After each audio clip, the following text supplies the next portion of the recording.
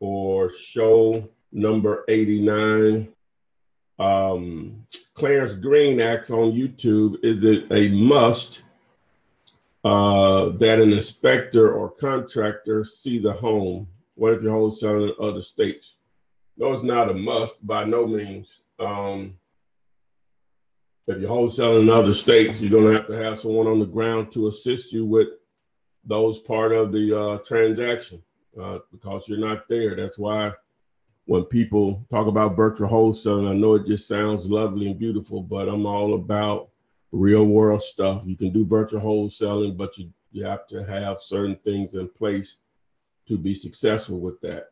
It's a lot easier to wholesale in your back door. I don't care what anyone says. It just is if you're in a decent sized city. Now, sometimes you're in a small town, you don't have a choice but to try to target other markets or whatever. But start in your own market, learn how to wholesale there, dominate there, and you're good. People say it's too competitive here. When you're in some of these humongous cities, man, it's just not possible for it to be too competitive. Because you know what? Most people are not going to succeed. I'm not saying that that's going to be you, but you understand that the best example I can always give everybody can relate to, if you're in a decent sized market, you know there are McDonald's everywhere, Wendy's, Burger King, I can go down the list, but you'll still have your mom and pop hamburger shop and they're killing it or whatever. And they're competing against those national chains. They can't sell all the hamburgers to people that eat hamburgers, just like a large franchise or a large group of investors or one investor. They can't buy all the real estate, can't even come close. The main thing, because everybody's not going to go about it the same way. And a lot of times when you see real estate stats, it's all based on what the real estate agent and broker world puts out there. That doesn't have anything to do a lot of times with what we do, because we're targeting individuals and they never make MLS. None of the deals never make MLS. So those numbers are not accounted for in a lot of cases. So enough deals out there. Make sure you're putting your foot in the water to make sure you get wet with dollar bills. So just to reiterate, looking for vacant land, if you want to get a good idea of what I'm actually looking for, I got sidetracked, but just do a search for Let's Flip land and put Flip Man behind it. All right, so we got questions here on YouTube. Read what we got on Instagram, and I'll try to pull up on Facebook also. So let me see what else we got here. Someone asked from YouTube, should I run title search before getting a property on the contract or after or at closing? Well, you can't do it at closing because it needs to be done to even set up the closing. It needs to be done first. But should you run it? Really, you can, but I wouldn't recommend it. You really just need to wait till you get a buyer, because a lot of times a buyer is going to dictate who closes the deal and how who pulls the title or work on it. So you should really just wait. JC said, best CRM for beginners, I need to get organized. Well, I promote my Dealulator brand, which is I'm a reseller of PropStream. So Dealulator.com, that's DEALULATOR. It's a play on the word calculator, but Dealulator. D as in dog, E as in elephant, A as in apple, L as in Larry, ATOR. Okay. Hey, man, I'm in LA. And I'm not sure if LMA is good for wholesaling. My brother stays in Atlanta, is the better market there. All right. This is Bub, I guess, Azo.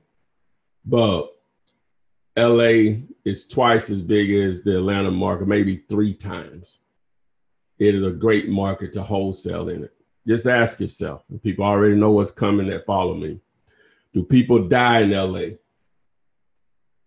Do people get divorced? You think there's some tired landlords in LA? Do people relocate?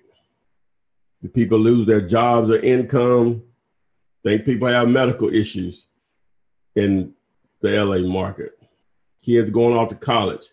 These are life issues, life problems of people that own real estate, right? So that creates motivation to sell cheap. Your job is to make sure you do an effective job of marketing to property owners so they know you exist. So when these issues do come up, they call you and you can negotiate a wholesalable deal. I don't know if that's a word or not, but we're going to go with it. A wholesalable deal. Negotiate a deal that you can actually wholesale. So I'm actually targeting LA myself currently. I will report back when I'm successful. I'm trying a couple of different things, doing it from a distance. Got a few feet on the ground there. So if I'm successful and I can stay consistent with my marketing, I will be happily to report back to you. I normally don't talk numbers about my own stuff that much because you hear me enough. I like for you to hear examples of people that have used the information and it has helped them. But if I can pull off one deal in LA, you all will know about it. But definitely, I would love to be out in that market. Oh my God. I did a Google search on LA County, 10 million people. That is LA County. You know, Metro LA is going to probably encompass more than LA County. LA County, 10 million people. The entire state of Alabama is only 4 million and some change. There's nothing to talk about, man. It's deals out there to be had. And then the prices of houses are so much more. The hood here, $60,000, $70,000. The hood out there, $200,000. It just means you'll do the exact same thing that I do. My check on the hood house, I'm just trying to give a baseline where you can understand and make it relevant. My check on a house in the hood may be $5,000 to $10,000 on a wholesale deal. Yours $25,000, $50,000. Man, dive in there. Your brother needs to come out there with you instead of the other way around. All right. But anyway, so I digress. All right. So the next question here from YouTube. I don't see anything on Instagram. I would ask it. Maybe it scrolled up too fast. Queen City BBE. How do you coordinate a deal wanting to pay off a mortgage over time with them finding a lease to purchase buyer? What does that mean? Okay. I guess what they're asking, how does the lease purchase work and a mortgage is in place, which is very common. Well, basically what would happen is whenever you structure a lease option or lease purchase, or it could be called a rent to own or whatever, is that number one, the seller needs to totally understand your position. All right. You're going to lease the property with them with the option to buy, but it also gives you an option to place a tenant buyer into the property, someone that can't currently qualify for a mortgage, but should be working towards being able to get an actual mortgage to purchase the house within 1 to 3 years. In that time frame, they're going to be making a payment that's more than the mortgage. The mortgage may be, we'll say $1,500. They may be paying you $1,800 if you're staying in the deal, and you keep the difference of the 18 and the 1,500, which is $300. On top of that, they will give you a down payment. We'll just say a down payment of $10,000. It will come off the balance of the price that you give the actual tenant buyer, but it goes into your pocket. On top of that, now another one of the good things is that you act as the bank, or if you sign a deal, but you act as, assuming you stand in the deal as the actual bank. It takes should take all of the landlording out of this particular deal. You're just like Wells Fargo mortgage or whatever. Whenever the toilet stops up, you don't call Wells Fargo, you call a plumber. I'm referring to the tenant. They don't call you. So that should take the landlord out of it also. On top of that, the price with the seller, with you and the seller, may be $200,000, but you may have done a lease purchase with the tenant buyer for $250,000. So that $10,000 comes off, so it's down to $40,000. And so whenever they actually do get financing, you'll get a third basically payday. You get monthly payments, you get the initial down payment, and then you get a third payment at the end of the deal. that's assuming that everything works the way it should work. Problem with that is people will give you that $10,000 and won't make one payment. That's possible. And so now you got to evict them, hope they don't tear up the property, and then put someone else in. The good part about that, you can collect another $10,000 or whatever, and start with another family, you know, again, assuming that they didn't tear up the property. You have to absorb that $10,000 or more to fix the property to get it ready for someone again. Now, with all that being said, you can set up the terms with a seller and just sign that entire deal to someone else that wants to take it on or whatever. So you can still do that. All right. So that was a good question. So it's a little long-winded on it, but I think I answered it. Okay. So another question. Someone backed up my question. They said LA is tough. 100K, bro. So Santana, Nishi, I don't know how to pronounce it. It could be tough. All markets are tough, man. It's hard to find deals everywhere. I don't care where you are. But if you do an effective job of marketing, right, consistently, you could do deals. I don't care where you are, if the market is, you know, you have enough people there. So, all right. P. Anderson says, I got a house under contract, but the 1st of March, they will start the foreclosure process because she is 3 months behind. How do I buy more time, or how is the best way to go about this? When they start the foreclosure process, you need to find out what does that really mean?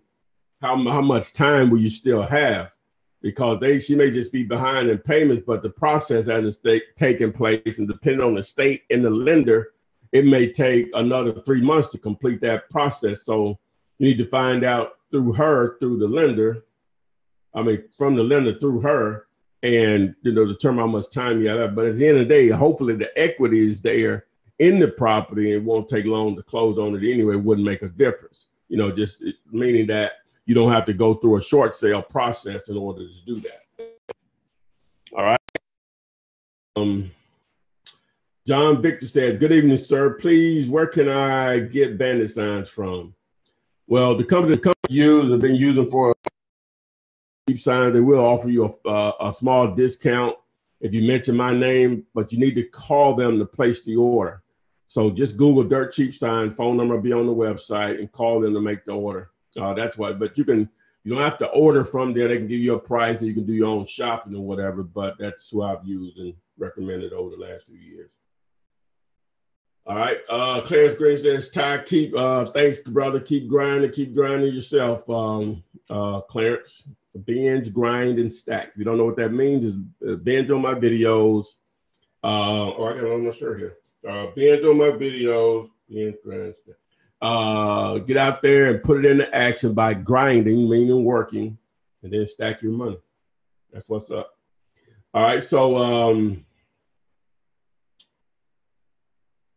said the best source for paid list of leads, not PropStream or REI Pro, LOL. Well, list source is what I've used over the years in reality. So I'm on the show. Someone's calling me and I'm letting them know I am on the show. Please text me. Please text me. All right. All right, Mr. Business says, I'm currently doing cold calls, about 300 calls per day. Wow, that's what's happening. But I don't have a business name, and a lot of people ask, what's the name of your company? How should I answer that? Come on, Mr. Business. Come on now.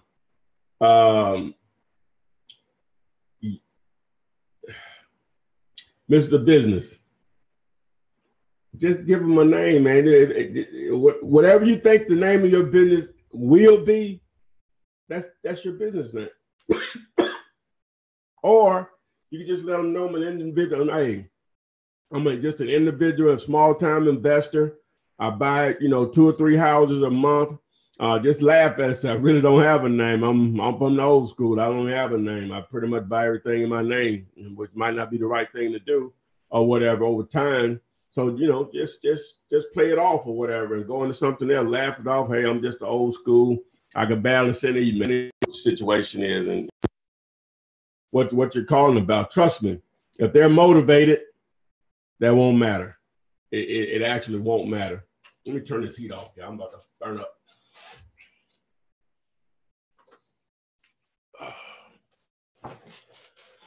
Okay, all right.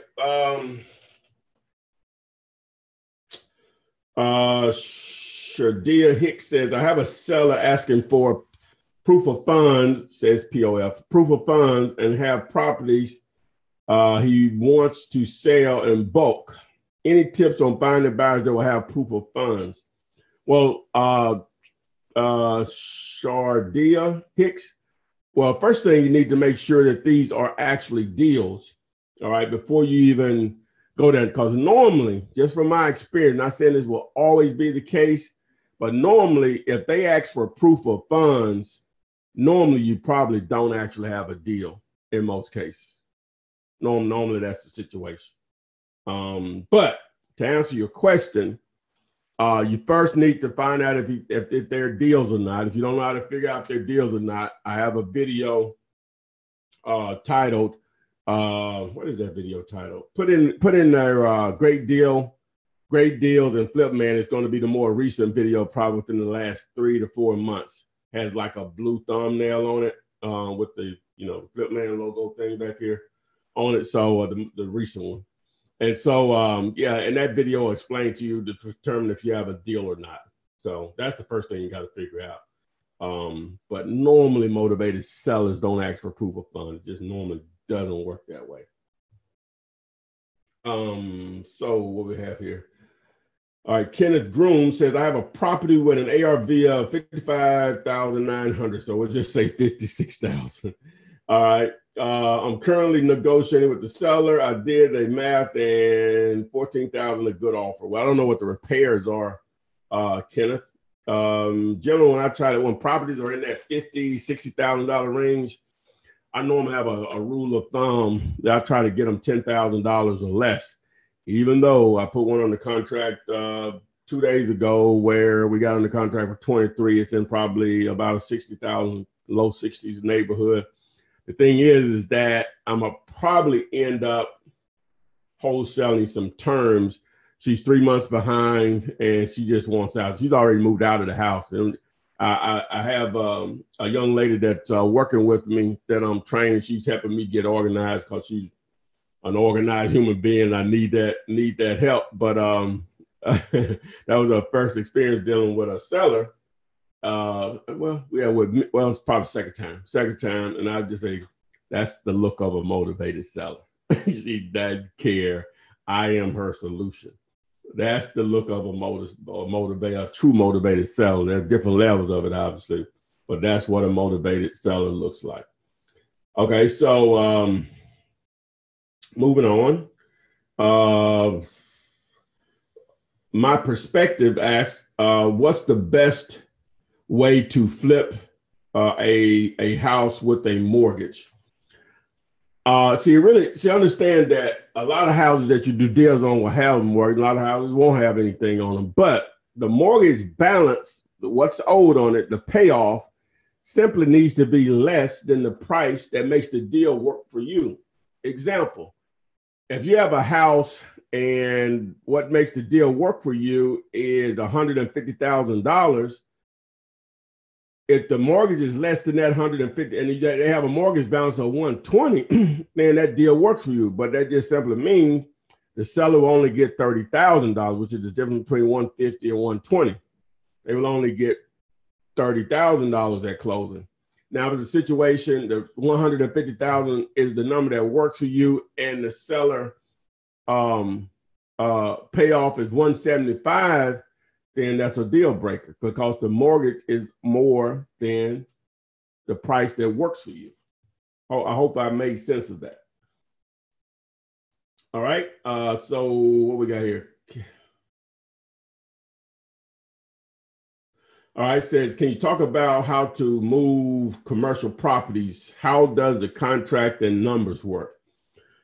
Well, it still boils down to, as I was explaining to, I don't want to call her sister. I'll call her business partner in reality because, like I said, she's offering some value to help me get organized. So I was explaining to her is that, and I didn't get this, I didn't come up with this. So, but there's a great best way I can explain it. I don't care what any form of real estate or just business in general. That's when you're trying to be a middleman or wholesaler or whatever. You find out where the money is and where it's going, and you stand in the middle. Do that with houses, do that with commercial real estate. Okay, what I mean by that is, at the end of the day, you have to find something that's going to be attractive to hopefully multiple buyers. The difference with commercial and houses is that houses, to determine future value or potential value, is simply based on what other properties of similar specs have sold for. It doesn't work that way with commercial for the most part. You can use comps, but for the most part, it's income, either existing income that is producing or future income that it can produce. Then it breaks down to what type of property are we talking about. They're evaluated differently. You have self-storage, you have multifamily, which is 5 apartment units or more. You have hotels, motels, you have retail strip centers, you have single tenant buildings. That'll be your Walgreens, Burger King, McDonald's, just one tenant. You have industrial or warehousing. You have, what am I missing? I think nursing homes are included in that. There's a lot of different types of property. I may be missing a couple, but there are a lot of different types of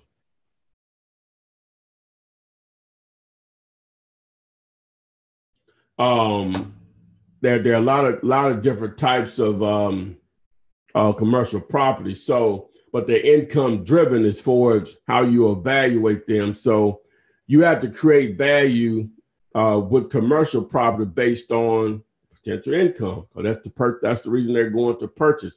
Now, there are other factors that go into play, but just to answer your question, and then you said it boils down to the contract and the number. I talked about the numbers. But with the contract, it's not going to be like a standard contract like you have with the one-page contract that I use for houses. That'll pretty much work in most situations. Just a flat-out buy and sell cash deal or whatever. So with commercial, I always just it's just a Google search away and just go with something that you are comfortable with and you understand. People say, well, I don't know what that means or that phrase. Guys, Google is, and some of you younger cats may not know, it is an encyclopedia on steroids, all the steroids. If you don't understand what a phrase is or a term, just Google it. Define mortgage, define earnest money deposit, define quitclaim deed. If you ever hear me say Google is your friend, I'm not being smart.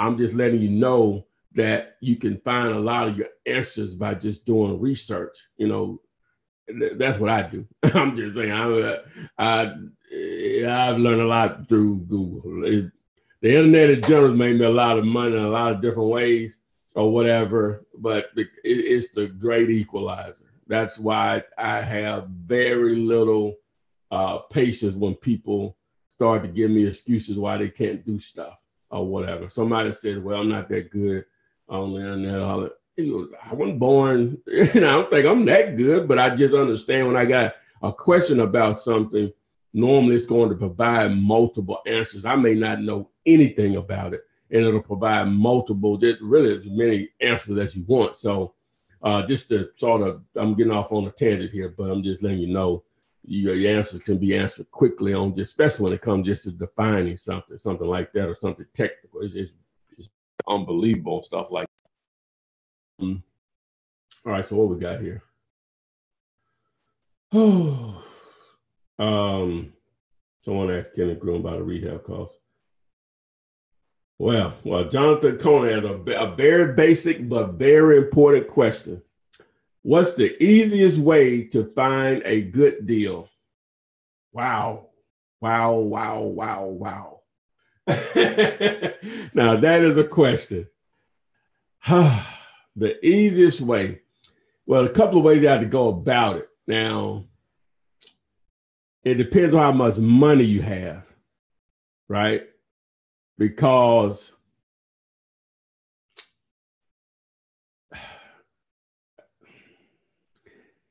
the easiest way to probably find deals, the easiest, if you have money to spend to advertise. And when I started, I'm going back to the internet. I use Google AdWords, right? And I let it go for a lot of years until like recently. And you just think about it, even with bandit signs. Okay, let me just break down the different ways you can market, right? And then you can sort of choose your own. With bandit signs, you put them out and you didn't directly target them, but you sort of did, because they literally have to pick up the phone and either call or text you, right? So that type of seller is going to have a different mentality than someone that you send a piece of direct mail to. Now, they still have to pick up the phone or go on the internet or whatever to contact you. But a lot of times with them, because it depends on what your message said or whatever, they have a different mentality than someone that'll call a bandit sign. All right. Now you get over to cold calling. That's because you're calling them out of the blue. They're not expecting your call. You never know what their mood is or whatever, because even with bandit signs direct mail, they'll call you when their mood is right in a lot of cases, where with cold calling, you never know what their mood is. Now, that could be a good thing. You could be catching them right in the middle of going through a divorce or whatever. You know what I'm saying? They're not thinking about selling the house, but you call them and you're now the answer to their problem. Or you could call them, they're going through a divorce and, get out of my face. So, so that's one thing. So it just depends. So, all right, now you have ringless voicemail, which are similar to cold calling, but with ringless voicemail, if they actually respond back to you and want to sell outside of them, want to cuss you out, then that's a different mentality, sort of closer to bandit signs in that aspect. Or the voice broadcast, same thing, So now you go over to social media and it's going to be similar to bandit signs. You're just putting a message out there to someone and they respond to it. So it's a different mentality. But going back to Google AdWords, now it's very expensive. It's like the next level for most people. You know what I'm saying? You're going to have to spend thousands. When I say thousands, I mean anywhere from $3,000 to maybe $5,000 to get going or whatever. But the quality of the leads it dwarfs all the rest of them, in my opinion, just from my experience. Because someone is actually sit down and said, sell my house fast, buy my house fast, buy my Birmingham house. It's just a different mentality whenever you're dealing with them, and they tend to be more motivated. Just from my experience now. I'm not saying this is gold or whatever, but just from my experience. And but that's the next level, because it can be quite expensive. A lot of times people ask me, it has to be done right. You have to have someone that knows what they're doing to set up a campaign, because it's going to be a little complicated, especially overwhelming if you don't know about that kind of stuff, which I understand it, but I still pay someone to actually do it or whatever. So, and then with Facebook still trying to figure that out. I think we are close to figuring it out. But again, you still gonna have to spend money, spend a good deal of money, but I like those type of leads. You know what? I like the Facebook leads just as good as the